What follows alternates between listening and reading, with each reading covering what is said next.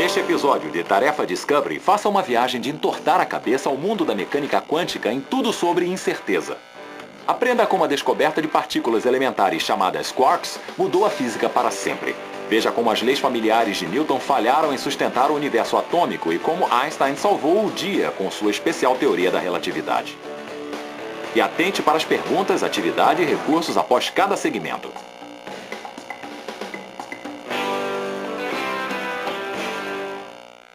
A seguir, perguntas de estudo e discussão sobre Tudo sobre Incerteza, parte 1. O que é a luz, de acordo com Einstein? Qual é o princípio da incerteza de Heisenberg?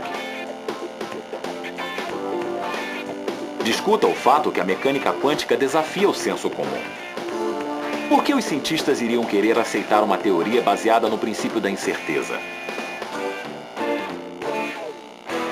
O Tarefa Discovery apresenta agora Tudo sobre Incerteza, parte 1.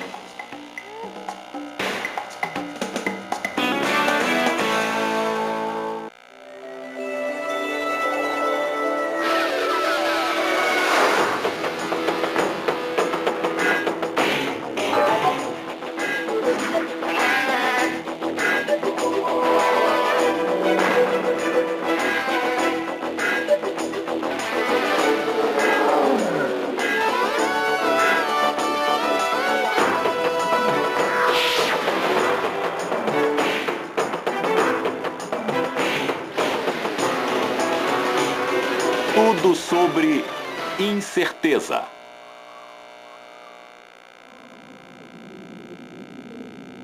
Existe um mundo onde nada é o que parece. Um mundo tão pequeno que você nem consegue ver. O mundo dentro do átomo. Para ver os átomos de uma bola de basquete, você teria que aumentá-la até o tamanho do mundo.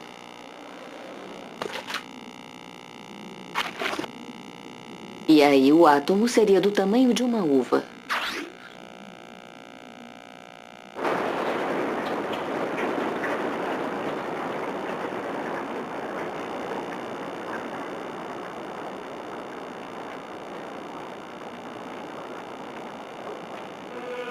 Para ver dentro do átomo, aumente-o até o tamanho da Catedral de São Pedro, em Roma, com 14 andares de altura.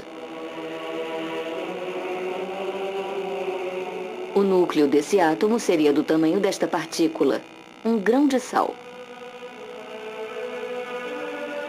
Quaisquer partículas dentro do átomo seriam grãos de poeira. Todo o resto, espaço. As regras aqui no mundo dos átomos são chamadas de mecânica quântica. A física de Newton é ótima para coisas grandes, mas aqui a lógica de Newton não dá certo. A mecânica quântica dá, e é estranha. E falando em estranho, este é Quark, um mecânico quântico. Ele é uma invenção. Ele representa a incerteza, um tipo de Hamlet feliz, continuamente surpreendido pelo mundo. Casa randômica. E o palco para Quark, uma outra invenção. Vamos chamá-la de casa randômica, um tipo de teatro. E como você verá, às vezes é um teatro do absurdo. Como a mente de Quark, é um lugar de fumaça e espelhos. O mostruário para a coleção dele, eu enfatizo a coleção dele de produtos da mecânica quântica. Que tal 6 bilhões de dólares apenas em tecnologia de imagem médica? Medicina nuclear, 100 milhões de exames de laboratório. Armas nucleares, 30 bilhões de dólares por ano. E 40 bilhões de dólares em energia nuclear. São muitos átomos. 30% do produto nacional bruto do mundo são devidos ao conhecimento de como as partículas subatômicas se comportam.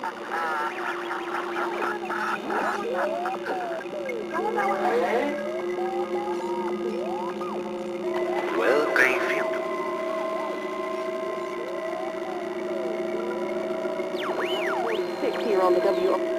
E sem elétrons? Bom, não há programas de entrevistas.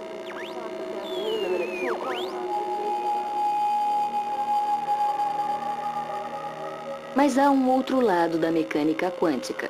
sob a quadradice da realidade em que nos baseamos, há um mundo selvagem e louco. Por exemplo, a realidade que vemos pode, na verdade, não existir.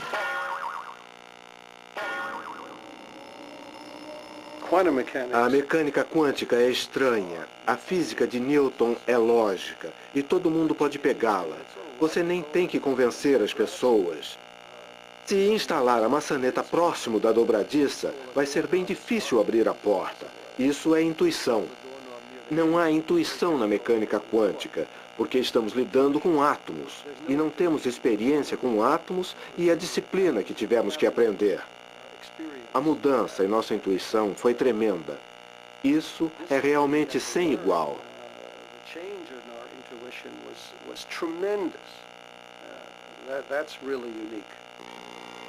Por exemplo, podemos estar trancados em um universo entre muitos outros. No universo em que habitamos, na Escócia, há um esporte curioso no qual um homem usando um kilt arranca um poste telefônico e o arremessa de cabeça para baixo. Isso é muito estranho.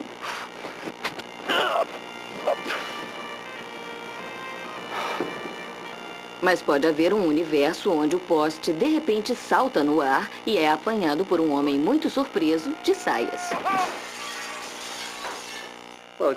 Bom, é contraintuitivo por causa de toda a nossa experiência como seres humanos. Ela lida com coisas macroscópicas, lida com coisas que são compostas por bilhões de átomos, tanto que a nossa percepção da estrutura atômica é muito sutil. Ou seja, nós não temos uma experiência real com ela. É como a ficção científica, onde os viajantes do tempo pousam em um planeta e nada está certo. As maçãs sobem e não caem. E todas as regras que aprendemos, todas as armas intelectuais que tínhamos para entender a natureza, não funcionam.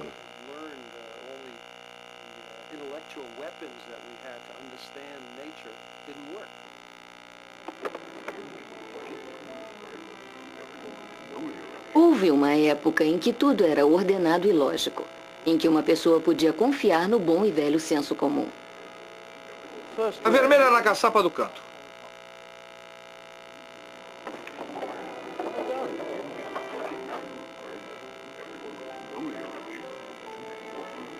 Por exemplo, a segunda lei de Newton. A aceleração de uma partícula é igual à força imposta dividida pela massa das partículas. E dá certo. Conhecemos as condições e conhecemos o resultado. Mas aí veio Einstein com a sua teoria especial da relatividade. Dois observadores diferentes podem ver duas realidades diferentes. Se uma bola pudesse viajar próximo à velocidade da luz e você pudesse ver, sua massa ficaria muito fina. Se você olhasse do ponto de vista da bola para as bolas estáticas, elas ficariam muito finas e curvas.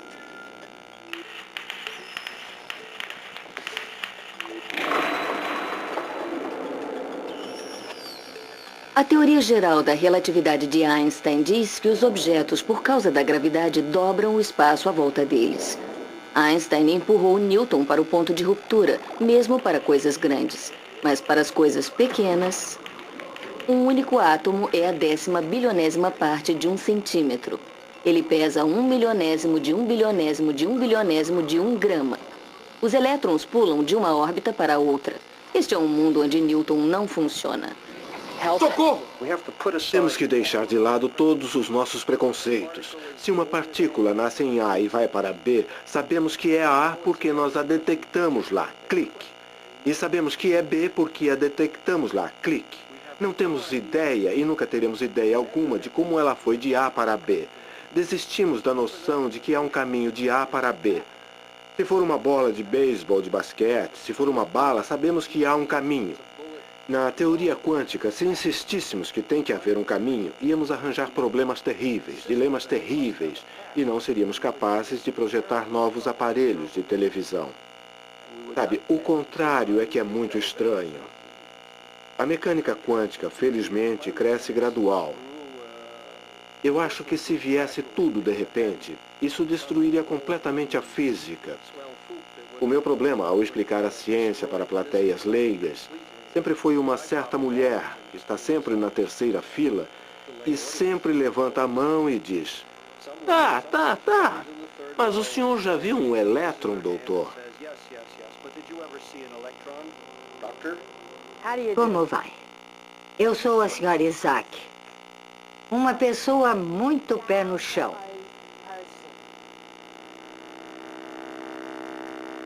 Regras de Newton, está bem? Regras de Newton? Como o quark, outra invenção. Um tipo de mãe de Newton. A senhora Isaac representa a calma de um mundo que é um relógio, onde tudo é lógico e sensível. Até átomos, quanta, essas bobagens.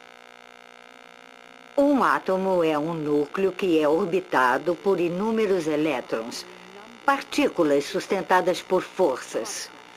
1 é para hidrogênio, 2 é para hélio, 3, lítio.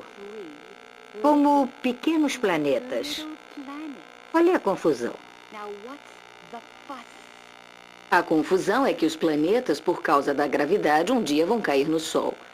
Então tudo e todo mundo vai ficar explodindo o tempo todo. Um universo muito instável.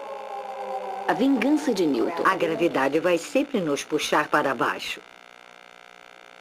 O que parece acontecer no átomo é que o elétron pode pular para uma órbita menor. Quando faz isso, ele despende uma quantidade de energia chamada de quantum. Ao pular para uma órbita mais externa, ele capta uma quantidade de energia. Parece que é um elétron por órbita e essas órbitas têm que estar em certos comprimentos de ondas. Nós conhecemos isso como salto quântico, de uma órbita de comprimento de onda para outra. Falando em comprimento de ondas, um jovem francês chamado Louis de Broglie, notando que os elétrons saltavam de um comprimento de onda para outro, sugeriu que os elétrons talvez não fossem partículas, que talvez fossem ondas. Então, o que é o elétron? Uma partícula ou uma onda? Que bom que perguntou. Isaac, olá, estou aqui. O Ark, aqui. Minha experiência preferida. Experiência da fenda dupla. Ah, não. A fenda dupla, não. Vamos lá. Quark, armas aqui não. Não. Nada de armas. Sim, senhora. Tchauzinho.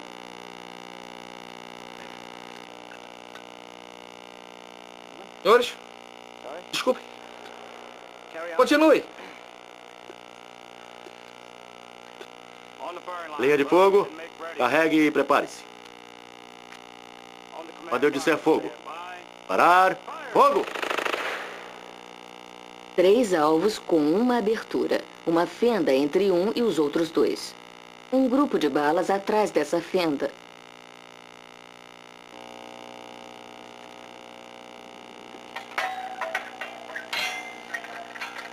Agora, 2 fendas ou aberturas entre os alvos.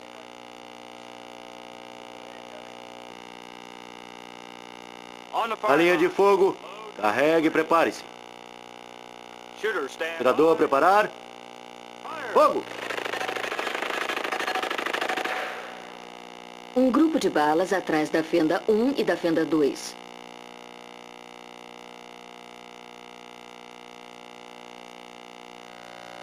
A experiência da fenda dupla com balas. A distribuição média das balas atrás das 2 fendas. Como se poderia esperar, uma mistura da fenda 1 e da fenda 2. Fogo!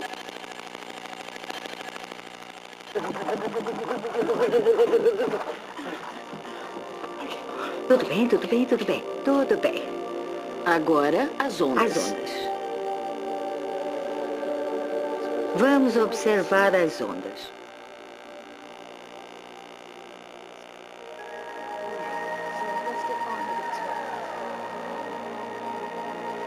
Uma fenda, padrão do mesmo tipo das partículas. Uma concentração das ondas atrás da fenda aberta. Fenda 2 aberta, padrão do mesmo tipo das partículas. Uma concentração das ondas atrás da fenda aberta. As 2 fendas abertas, padrão muito diferente por causa da interferência da onda. O encontro das ondas na parte baixa anula umas às outras. O encontro das ondas no pico as amplifica. Assim não sabemos mais qual onda veio através de qual fenda. E a distribuição atrás das duas fendas é inteiramente diferente do que a das partículas. Já chega? Tudo bem, vamos lá, vamos. Aqui temos... Espera aí. Quark, estamos ocupados. Isso Estou é sendo sério. sério. Ótimo, ótimo, ótimo. Agora aqui. Agora, partículas subatômicas. No nosso caso, partículas de luz, fótons. São lançados desta fonte, ao longo deste tubo, para um receptor que está conectado a esta caixa acústica. E você pode ouvi-los. Cada clique é uma partícula. E no osciloscópio você pode vê-los. Cada pico é uma partícula. São partículas de luz. Então, agora que você pode vê-los, vamos usar um facho concentrado de luz. Um laser.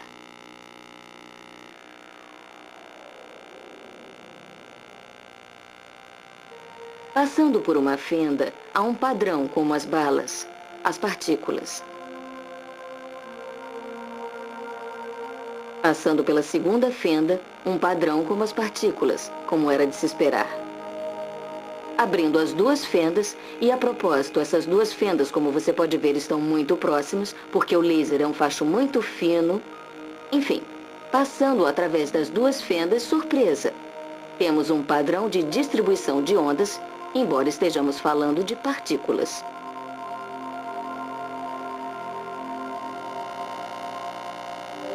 Partículas, balas, ondas de água e partículas de luz.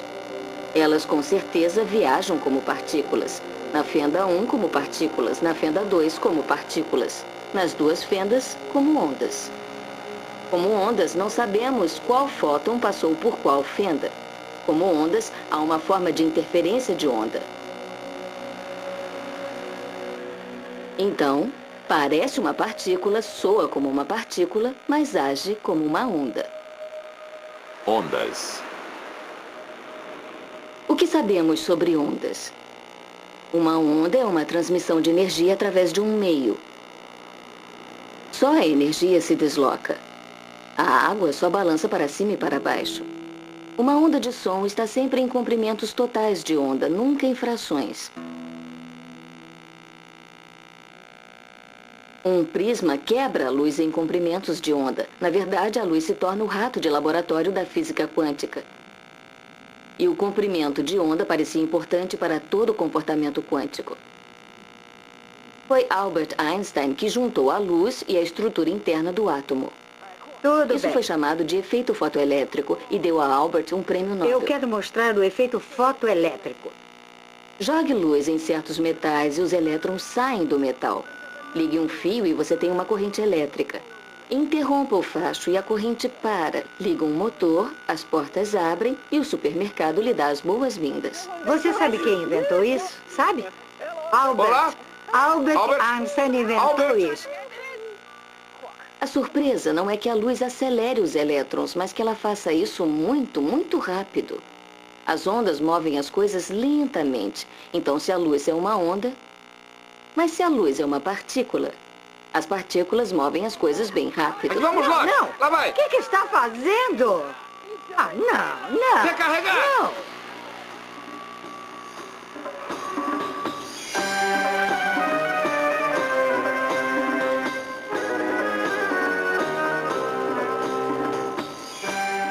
Então, de acordo com Einstein, a luz parece ser tanto onda quanto partícula. Ou pelo menos tem as propriedades de ambas e, portanto, é uma nova besta no geral. E o que estava ondulando, afinal? As ondas precisam de água ou ar, mas e a luz viajando no espaço? Nada onde ondular. Eu estou ondulando! Estou me afogando! Então talvez ela viaje como uma partícula e ondule quando chega aqui. Ondular? Ondular? O que é? O que é ondular? O que é ondular? É esta a pergunta para a luz, para os átomos, para todo o mundo quântico. E aqui está o homem que respondeu a esta pergunta, Erwin Schrödinger. No Natal, em 25, ele aproveitou o feriado. Suddenly, De repente, ele abriu um tremendo horizonte tentando dizer, bom, se os elétrons podem ser descritos por ondas, então deve haver uma equação matemática básica que podemos furtar, se quiser, da nossa experiência com ondas de água, ondas de som e ondas em cordões. E isso nos daria as propriedades de como os elétrons se deslocam sob a influência de forças. E então ele escreveu essa equação, que ficou estranhamente conhecida como a equação de Schrödinger. E a chave para quantificar essa equação foi a própria onda. E ele viu a onda como sendo o elétron, e o próprio elétron como sendo um tipo de objeto ondular. E aí ele chamou essas ondas, que eram manipuladas por sua matemática, ele as chamou de ondas de matéria. Mas havia alguma coisa errada com sua equação. E foi Max Born, em Göttingen, que percebeu, de repente, que a interpretação que Schrödinger deu às suas ondas poderia não estar certa. O que é onda não é matéria. O que é onda é probabilidade. E isso, na verdade, levanta um dos grandes quebra-cabeças e pontos contra-intuitivos da mecânica quântica, que é que você não pode predizer, se você tem um certo elétron, o que ele vai fazer. Não há jeito de saber o que ele vai fazer. Partículas. Não há como saber o que a partícula vai fazer. Mas a onda nos diz o que ela pode fazer, nos diz as coisas que ela pode fazer e ser. No átomo, uma onda tem todas as qualidades possíveis de uma partícula. E a partícula tem muitas qualidades definidas e atributos. Sua posição, velocidade ou momentum, sua massa, sua rotação. Mas se você observá-la, medi-la, aí a onda e todos os seus atributos desmoronam e temos uma partícula. Não é mais probabilidade, ela existe. Os físicos chamam isso de colapso da função de onda. O colapso da função de onda. As ondas são um quadro, um tipo de código, um diagrama da partícula e do que ela pode fazer. Agora é uma partícula fazendo seja lá o que for, mas não estando em toda parte fazendo tudo como uma onda. Mas quando você pensa que é seguro dizer que sabemos alguma coisa sobre o mundo quântico, que podemos medir alguma coisa, a medição aprofunda o mistério. Na verdade, a medição cria um mistério. Foi o trabalho deste homem, Werner Heisenberg, em 1927, que apropriadamente é chamado de princípio da incerteza. Tudo bem, Graudão. Situado no coração deste louquíssimo mundo quântico, eu lhe apresento o princípio da incerteza. Eu acho. Incerteza. Ele diz que você não pode medir dois atributos ao mesmo tempo que sejam opostos, ainda que ligados, como momentum e posição. Assim que você fixa o momentum de uma partícula, não faz a mínima ideia de onde ela está. Para olhar uma partícula, você deve usar algum tipo de radiação. Então você tem que atingi-la com uma outra partícula subatômica como um fóton. E pode jogá-la a centenas de quilômetros, literalmente. Talvez o problema sejamos nós e nossas máquinas. É apenas uma medição. Não, parece que a incerteza é uma profunda função da natureza.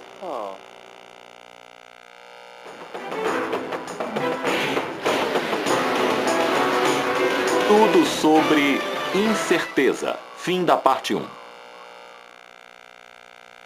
A seguir, as respostas às perguntas sobre Tudo sobre Incerteza, parte 1.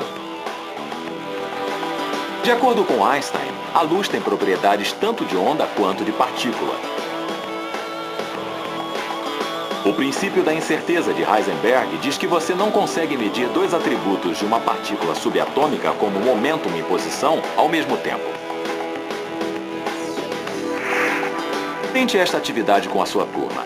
Divida os alunos em dois grupos, um representando as teorias de física de Newton e o outro representando a mecânica quântica. Compare o comportamento sob várias condições de movimento de um elétron, uma bola de bilhar e um planeta.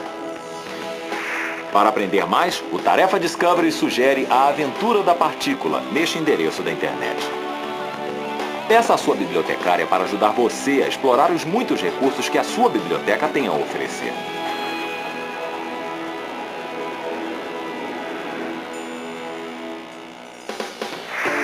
A seguir, perguntas de estudo e discussão sobre Tudo sobre Incerteza, parte 2. O que é o gato de Schrödinger?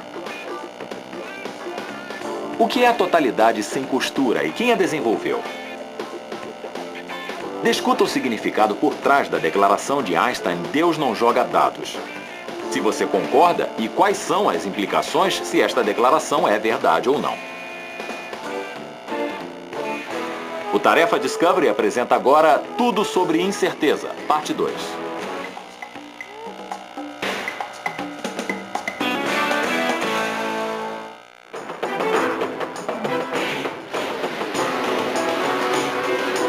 Tudo sobre Incerteza, parte 2.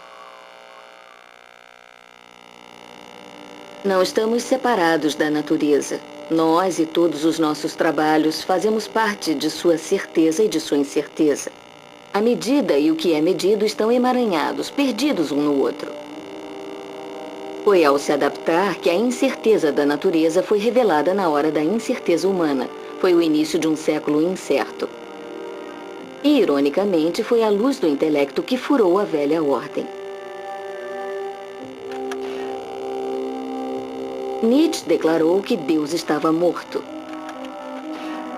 Freud penetrou na confortável crosta da consciência em um escuro mundo inferior. Einstein, com pesar, desmantelou o mecanismo de Newton.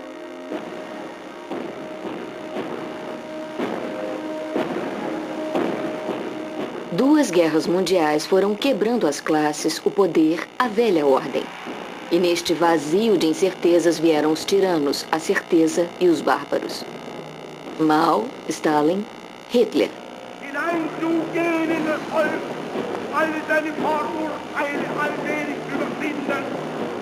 Uma certeza de propósitos.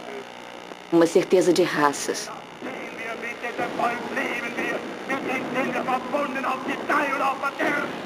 Uma certeza sedutora para os jovens. Uma certeza de bandeiras, de números. E uma terrível certeza de que poderia estar certo.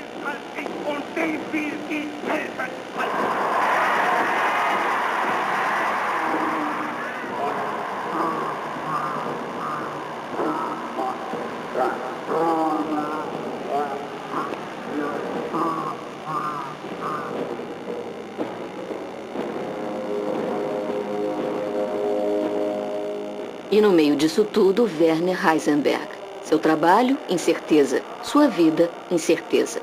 Em uma época em que os cientistas e os intelectuais estavam fugindo da Alemanha, Heisenberg ficou para orientar o esforço alemão pela bomba atômica. Ele fez isso tão mal que houve quem dissesse que ele ficara para impedir a bomba e não para construí-la.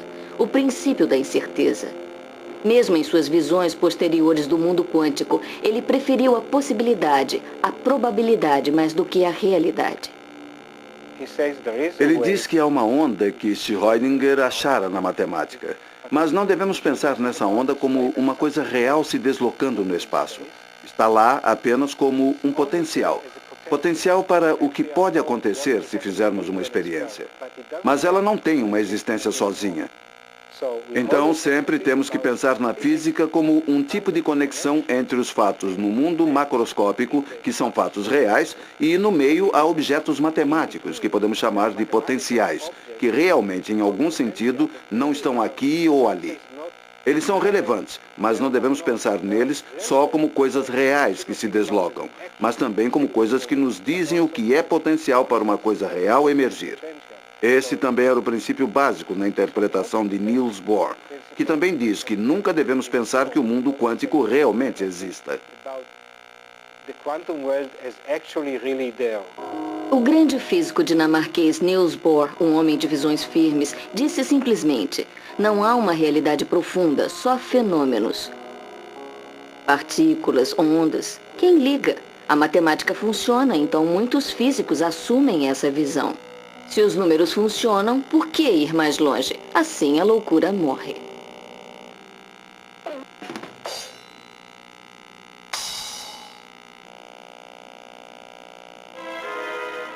Se você quer uma onda, é uma onda. Se quer uma partícula, é uma partícula. O que der resultado. Não é real, não é importante, diz Bohr.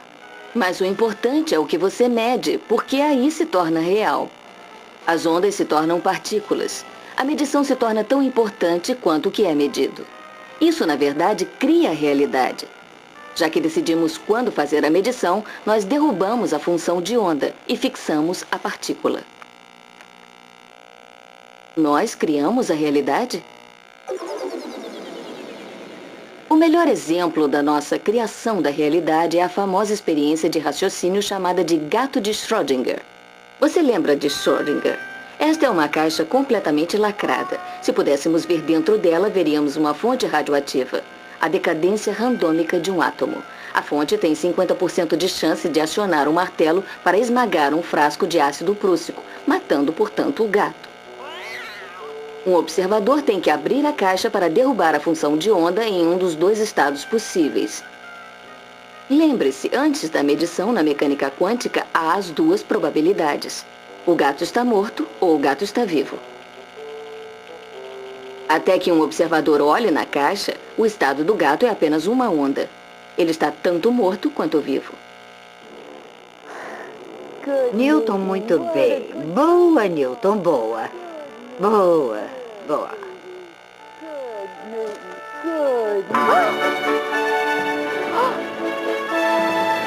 Cadê o Newton? Cadê o gato? Ah, a propósito, você precisa de um segundo observador para derrubar a primeira função de onda, e de um terceiro para a segunda, e um quarto para a terceira, e etc, etc. Você matou o gato! Você matou o gato! Você não matou o gato.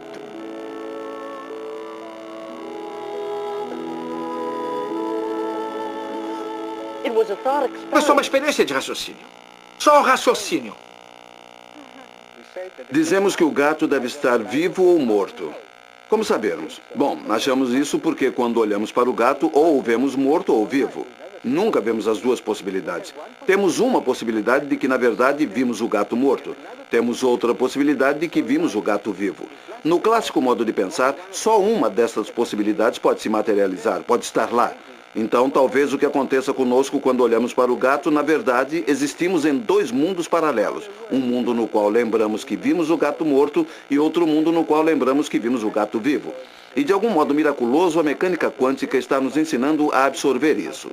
Os dois mundos existem sem saber um do outro. Então, é como uma nova existência junta. Não está nem aqui, nem ali. Realidades, quantas você quiser. Nós, seres humanos, os medidores, parecemos ser a vida e a morte do universo. Um gato morto hoje, senhor? Ou talvez prefira um gato vivo? O arquiteto-chefe dessa abordagem de realidades múltiplas foi Hugh Everett, nascido em 1930 e morto em 1982. Como aluno formado em Princeton, ele inventou uma coisa chamada Teoria dos Muitos Mundos. Nela, a função de onda não tem que ser derrubada. Ele diz que cada resultado possível, cada nova circunstância cria um novo universo. Cada um deles igualmente real. Então não é necessário um observador para derrubar a função de onda. Não somos responsáveis pela criação do universo. Porém, podemos ser responsáveis por milhões de universos. Cada universo é inacessível para os outros. E qualquer percepção em qualquer um deles convence que eles estão na única realidade. Presumivelmente, há um universo onde o Sul ganhou a Guerra Civil, ou onde os nazistas ganharam a Segunda Guerra Mundial, ou onde você pode ser santo ou pecador. Pense nisso. Tempo. E a coisa piora. O que a mecânica quântica faz com a noção de tempo fica além do entendimento. E eu digo isso literalmente. É surreal, mas é fascinante. Ouça os próximos 3 minutos e ouça com atenção. Não há nada para ver, mas tudo para imaginar. Ou isso irá aborrecê-lo, fazê-lo se sentir um idiota, ou como a grande arte, lhe dará a sensação de estar à beira do entendimento de um mistério grande e importante. A natureza parece se comportar de um modo caprichoso. E isso levou Einstein, por exemplo, a dizer que não acreditava que Deus jogava dados. Ele não podia aceitar o fato de que a natureza parece jogar dados para decidir se vai acontecer uma coisa ou outra. A minha crença, e ela é que guia a minha pesquisa, é de que, antes de tudo, devemos reformular a declaração e fazer a pergunta: por que Deus joga dados? Ou seja, o que a natureza ganha? Suponha que tenhamos duas coisas, duas partículas que sejam exatamente a mesma coisa. E mesmo assim, no futuro, elas se comportam de modo diferente. Talvez o que a natureza esteja tentando nos dizer é que só o futuro nos dirá mais sobre o que as partículas eram antes. Suponha que, quando fizermos a medição no futuro, descobramos que um átomo se enfraquece depois do outro. Aí poderemos dizer, talvez, que estaremos aprendendo na hora que esse fato nos dá mais informações sobre o que aconteceu antes. Que havia uma diferença entre os dois átomos, mas a diferença só pode ser descoberta mais tarde. Se essa suposição é correta, isso significa que temos que assumir uma nova atitude em relação ao tempo.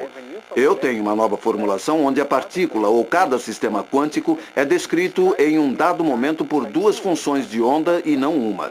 Uma função de onda que vem da última medição e se desenvolve na direção da pessoa, porque cada medição define uma função de onda. Mas uma outra função de onda que as pessoas até agora descartaram: a possibilidade da próxima experiência no futuro voltar.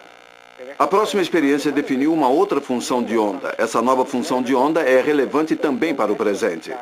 Então ela volta no tempo para o presente de novo. Então a descrição final da partícula em um dado momento é com duas funções de onda, uma vindo do passado e a outra vinda do futuro. À primeira vista parece que isso será terrível, porque podemos mudar de ideia e fazer uma outra coisa no futuro, e mandar uma função de onda diferente. Até agora, todas as ideias de máquinas do tempo e de possibilidades do futuro voltar e afetar o presente sempre levaram a paradoxos terríveis, como: eu vou voltar no tempo e eu matei o meu avô, como é possível eu estar vivo? Mas o bonito disso é que só por causa desse chamado capricho da natureza com as incertezas é que há espaço no presente, por causa das incertezas, para poder enviar sinais do futuro que só irão mudar as coisas dentro dessa região de incerteza, mas não nos permitirá violar esse princípio sagrado da casualidade. E não haverá inconsistências lógicas. Então, a mecânica quântica é um meio de proteger a natureza? É um meio de proteger a natureza enquanto a permite usar o tempo de uma nova maneira. E se aprendermos a pensar no tempo de uma nova maneira, então talvez possamos fazer até mais do que apenas reformular a mecânica quântica, que foi o que fizemos até agora. E isso seria pensar em uma nova teoria onde esse novo mundo do tempo será ainda mais fundamental. A totalidade sem costuras. Para muitas pessoas, religiosas ou não, a ideia de uma totalidade única é atraente. David Bohm tinha uma teoria assim. Sob a superfície do fenômeno que vemos, disse ele, haveria uma totalidade sem costuras, não dividida, na qual existiria um mundo quântico. Cada objeto quântico está ligado ao outro. Há uma pequena demonstração elegante da totalidade sem costura de Bohm. Dois cilindros, um dentro do outro. O espaço entre eles é preenchido com glicerina, porque é clara e viscosa. Injeta-se um fio de tinta na glicerina.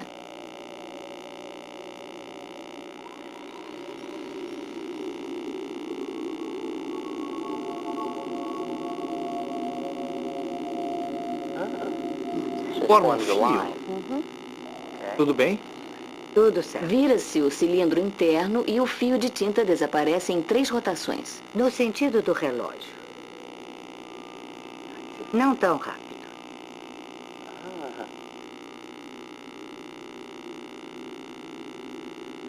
Desaparecendo? É, olha, está começando. É. Ele dissolveu? Não, ele não se dissolveu. Ele desapareceu, mas está envolvido pela glicerina. E agora? Agora gire de volta as 3 rotações. Ao contrário do sentido do relógio. Está se restaurando? Ah, está. Do explícito para o implícito. Para o explícito de novo. O quê? É mágica. Não, não é mágica. E ele não se dissolveu. A tinta ou qualquer partícula tem duas ordens ou estados. Uma ordem explícita, onde a vemos separada, e uma ordem envolta ou implícita que Bohm chamou de implicante, que é quando ela é parte de um todo geral que está interligado.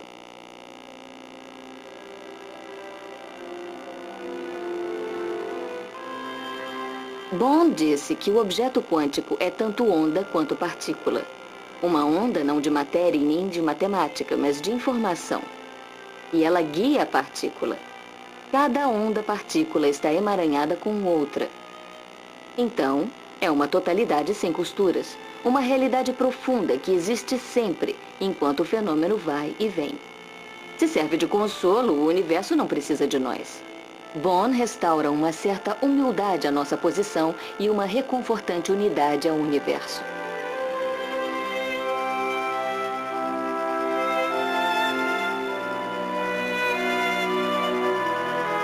Mais rápido do que a luz.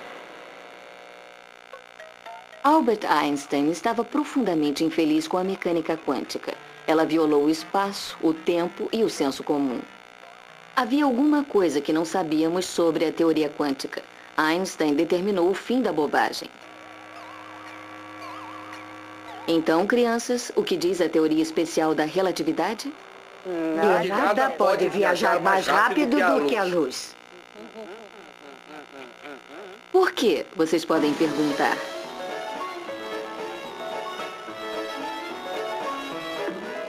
A teoria especial da relatividade diz que quando você se aproxima da velocidade da luz, a sua largura se achata para se tornar infinitesimal.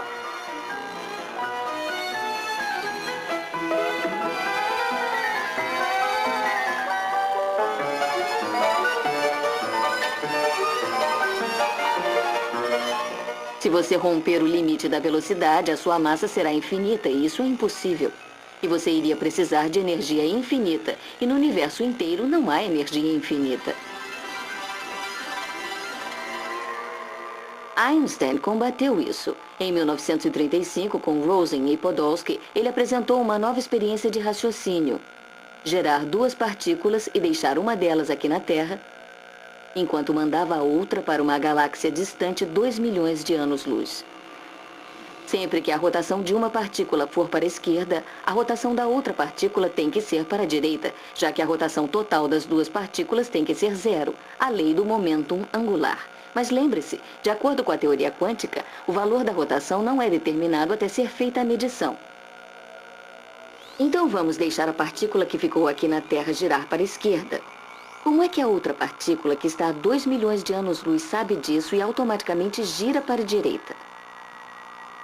A informação teria que viajar mais rápido do que a velocidade da luz e isso é impossível. Portanto, disse Einstein, a teoria quântica estava incompleta. Havia alguma coisa que não sabíamos. Teorema de Bell. J.S. Bell provou matematicamente que, de alguma forma, aquela partícula em uma galáxia distante 2 milhões de anos-luz realmente sabia o que a outra partícula estava fazendo. Mais tarde, Alan Aspect provou o teorema de Bell em uma experiência de laboratório. Aspect enviou duas partículas em direções opostas. Ele mudou a polarização de uma partícula em voo. Instantaneamente, a outra partícula mudou sua polarização para a oposta à da primeira. Então, o que seria isso? Uma totalidade sem costuras, com ondas piloto que guiam as partículas, ou comunicação mais rápida do que a luz? Obrigada. Muito obrigada. Há quem diga que o teorema da interconectividade de Bell é o maior avanço de todos os tempos da física. Pelo menos é um trabalho definitivo para o futuro dessa ciência. Então você pode ver que o teorema de Bell toca em todas as ideias básicas que tínhamos na ciência. Toca na noção da velocidade da luz como um limite de velocidade cósmica. Pela teoria especial da relatividade de Einstein, nada pode ir mais rápido do que a velocidade da luz. Ele toca nos nossos conceitos de espaço. Ele parece indicar que estamos em conexão com todos os pontos do espaço. Como podemos estar em conexão com todos os pontos do espaço, todos os pontos que são relevantes para as nossas experiências, por mais distantes que eles possam estar? Ele toca em nossos conceitos de tempo. Como podemos preparar experiências para que o que medimos influencie a história do objeto antes mesmo de medi-lo?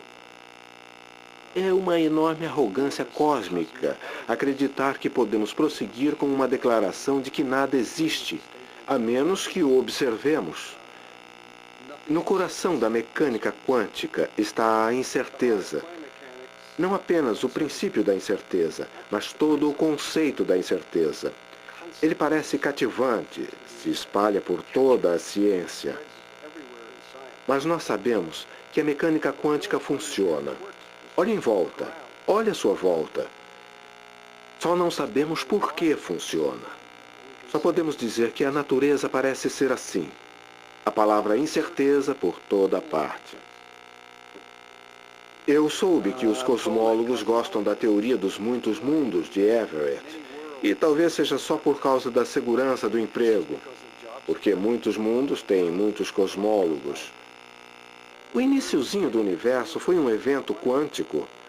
Nós todos viemos de uma única partícula. Quem fez desmoronar a função de onda dessa partícula? Quem deixou o primeiro gato sair do saco?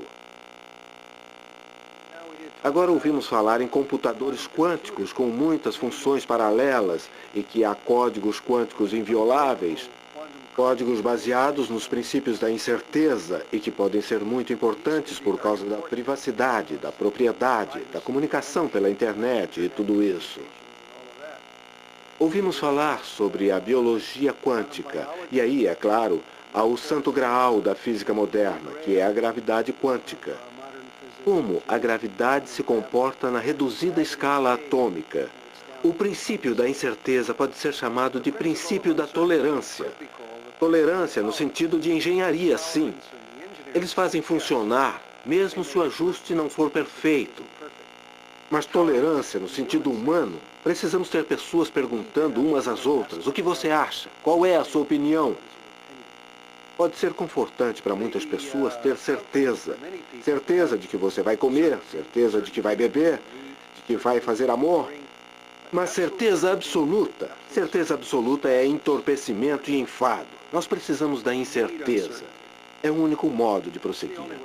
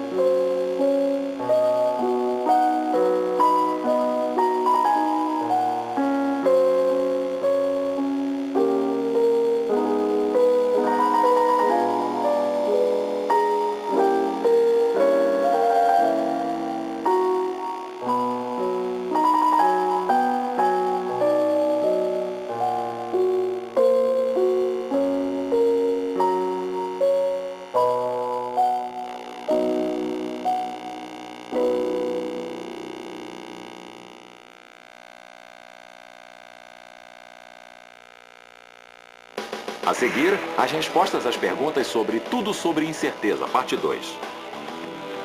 O gato de Schrödinger é um pensamento experimental que demonstra como duas possibilidades podem existir ao mesmo tempo e como um observador cria a realidade pelo processo de observação. A totalidade sem costura é uma teoria desenvolvida por David Bohm, que propõe que todo objeto quântico está conectado a todos os outros objetos quânticos. Experimente esta atividade com sua turma. Faça com que cada aluno escreva um pequeno ensaio sobre a compreensão dele dos princípios da incerteza. Depois, discuta exemplos da vida do dia a dia que podem revelar esses princípios. Para aprender mais, o Tarefa Discovery sugere a página da incerteza neste endereço da internet.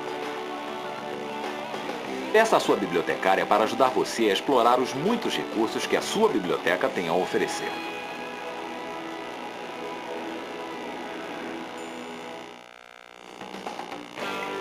Versão brasileira Sincrovídeo.